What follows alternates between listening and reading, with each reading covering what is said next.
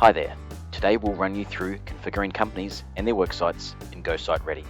You could have a number of required company types you need to work with, from clients to external registered training organizations to other companies that you subcontract work with. Some worksite examples could be a client mine or construction site or an RTO physical training office. Let's take a look at how you may set up a client company and their worksites, as well as the usual information you may want to keep on a company. It is likely you will need to note and record key people and their contact info. What about knowing and being able to report on what training and inductions your people are required for a worksite? This is configured and detailed on the Required Skills tab. The Jobs tab is where you create or update jobs for a worksite. Define a required start and end date for each person or equipment that's required.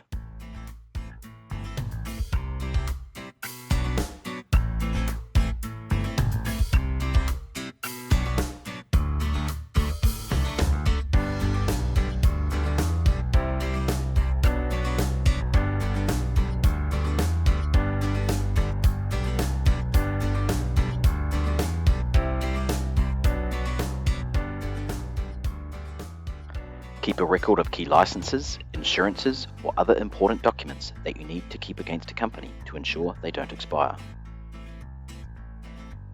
Use the drag and drop feature to upload copies of these key documents against the record.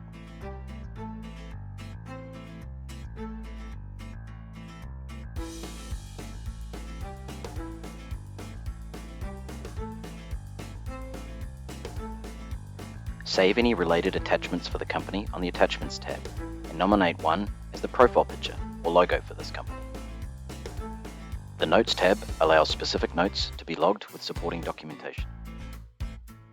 Any changes made to a company or related information is all logged in GoSite Ready and accessible via the History tab.